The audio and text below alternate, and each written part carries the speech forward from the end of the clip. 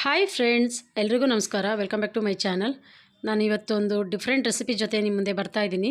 ಅದಕ್ಕೂ ಮೊದಲು ಯಾರೆಲ್ಲ ನನ್ನ ಚಾನಲ್ ಸಬ್ಸ್ಕ್ರೈಬ್ ಮಾಡ್ದಲೇ ನೋಡ್ತಾ ಇದ್ದೀರಾ, ಪ್ಲೀಸ್ ಫ್ರೆಂಡ್ಸ್ ಸಬ್ಸ್ಕ್ರೈಬ್ ಮಾಡ್ಕೊಳ್ಳಿ. ಇಷ್ಟ ಆದರೆ ಒಂದು ಲೈಕ್ ಕೊಡಿ, ಫ್ರೆಂಡ್ಸ್ ಆ್ಯಂಡ್ ಫ್ಯಾಮಿಲಿಗೂ ಶೇರ್ ಮಾಡಿ. ಹಾಗೆ ವಿಡಿಯೋನ ಕೊನೆವರೆಗೂ ಸ್ಕಿಪ್ ಮಾಡದೆ ನೋಡಿ. ನಾನು ಇಲ್ಲಿ ಒಂದು 6 ಮೊಟ್ಟೆಗಳನ್ನು ಬೇಯಲಿಕ್ಕಿಟ್ಟಿದ್ದೀನಿ. ಇವು ಮೊಟ್ಟೆ ಬೆಂದಾಗಿದೆ. ಈಗ ಒಲೆ ಮೇಲೆ ಒಂದು ಪ್ಯಾನ್ ಇಟ್ಕೊಂಡು ಅದಕ್ಕೆ 1 ಚಮಚ ಆಗುವಷ್ಟು ಧನಿಯಾ ಬೀಜನ ಹಾಕ್ಕೊಂಡು ಹುರ್ಕೊಳ್ತಾ ಇದ್ದೀನಿ. ನೋಡಿ, ಈಗ ಧನಿಯಾ ಬೀಜ ಎಲ್ಲ ಹುರಿದಾಗಿದೆ. ಇದ್ರ ಜೊತೆಗೆ ಒಂದು 3/4 ಚಮಚ ಸೋಂಪು ಕಾಳು ಹಾಗೆ 3/4 ಚಮಚ ಜೀರಿಗೆನೂ ಸಹ ಹಾಕ್ಕೊಳ್ತಾ ಇದ್ದೀನಿ. ಇವೆರಡೂ ಒಂದು 20ರಿಂದ 30 ಸೆಕೆಂಡು ಹುರಿದ್ರೆ ಸಾಕಾಗುತ್ತೆ. ಈಗ ನೋಡಿ, ಇವೆಲ್ಲ ಫ್ರೈ ಆಗಿದೆ. ಈಗ ಇದನ್ನು ಪಕ್ಕಕ್ಕೆ ಎತ್ತಿಟ್ಕೊಂಡು ಒಂದು 10 ನಿಮಿಷ ತಣ್ಣಗಾಗಲಿಕ್ಕೆ ಬಿಡ್ತೀನಿ. ಈಗ ಇನ್ನೊಂದು ಪ್ಲೇಟಿಗೆ ಹಾಕ್ಕೊಳ್ತಾ ಇದ್ದೀನಿ. ಈಗ ಇದೇ ಪ್ಯಾನಿಗೆ 1 ಚಮಚ ಆಗುವಷ್ಟು ಕಾಳು ಮೆಣಸನ್ನು ಹಾಕ್ಕೊಳ್ತಾ ಇದ್ದೀನಿ. ಈ ಕಾಳು ಮೆಣಸನ್ನು ಸಹ ಒಂದು 20ರಿಂದ 30 ಸೆಕೆಂಡು ಹುರ್ಕೋಬೇಕು. ನೋಡಿ, ಈಗ ಕಾಳು ಮೆಣಸು ಹುರಿದಾಗಿದೆ. ಇವನ್ನು ಸಹ ಪ್ಲೇಟಿಗೆ ಹಾಕ್ಕೊಂಡು ಇವೆಲ್ಲವನ್ನು ಒಂದು 10 ನಿಮಿಷ ತಣ್ಣಗಾಗ್ಲಿಕ್ಕೆ ಬಿಡ್ತೀನಿ. ಆಮೇಲೆ ಪೌಡ್ರ್ ಮಾಡ್ಕೊಂಡು ಬರ್ತೀನಿ.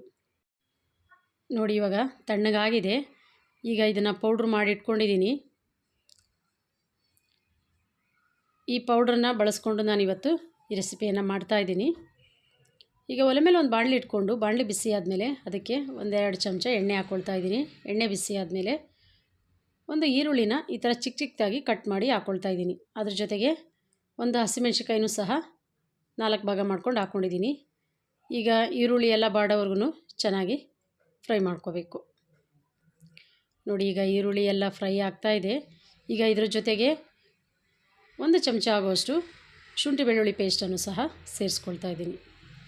ಈ ಶುಂಠಿ ಬೆಳ್ಳುಳ್ಳಿ ಪೇಸ್ಟು ಸಹ ಹಸಿ ವಾಸನೆ ಹೋಗೋವರೆಗೂ 1 ನಿಮಿಷ ಚೆನ್ನಾಗಿ ಫ್ರೈ ಮಾಡ್ಕೋಬೇಕು.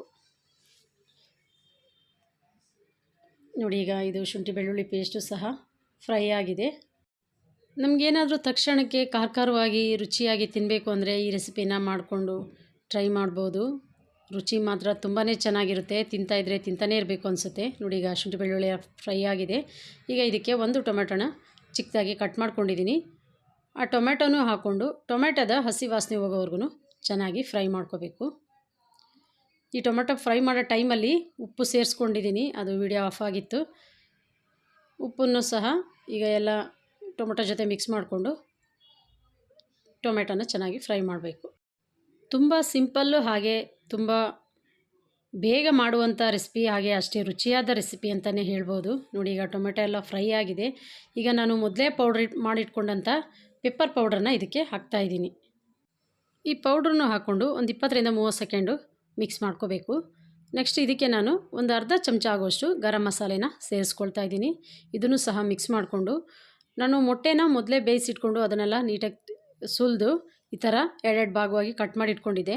ಆ ಕಟ್ ಮಾಡಿ ಇಟ್ಕೊಂಡಂಥ ಮೊಟ್ಟೆನ ಈ ಮಸಾಲೆ ಜೊತೆ ಸೇರಿಸ್ಕೊಂಡು ತುಂಬ ನಿಧಾನವಾಗಿ ಈ ಥರ ಮಿಕ್ಸ್ ಮಾಡ್ಕೋಬೇಕು. ಏಕೆಂದರೆ ಮೊಟ್ಟೆ ಮೊದಲೇ ಬೇಯ್ದಿರೋದ್ರಿಂದ ಈಗೇನು ಬೇಯಿಸೋ ಅವಶ್ಯಕತೆ ಇಲ್ಲ. ಹಾಗಾಗಿ ನಿಧಾನಕ್ಕೆ ಮಸಾಲೆ ಎಲ್ಲ ಈ ಮೊಟ್ಟೆಗೆ ಹಿಡ್ಕೋಬೇಕು. ಅಲ್ಲಿವರೆಗೂ ಚೆನ್ನಾಗಿ ಮಿಕ್ಸ್ ಮಾಡಿಕೊಂಡ್ರೆ ಸಾಕು.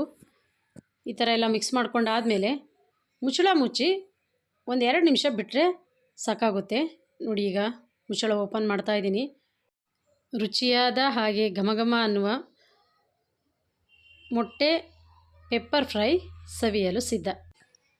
ಇಲ್ಲಿ ನಾನು ಕೊತ್ತಂಬರಿ ಸೊಪ್ಪನ್ನು ಮೊದಲೇ ಉದುರಿಸ್ಕೊಳ್ಳಲಿಲ್ಲ. ಈ ಟೈಮಲ್ಲಿ ಉದುರಿಸ್ಕೋಬೋದು, ಇಲ್ಲ ಕೊನೆಗೆ ಸರ್ವ್ ಮಾಡೋ ಟೈಮಲ್ಲಾದರೂ ಉದುರಿಸ್ಕೋಬೋದು.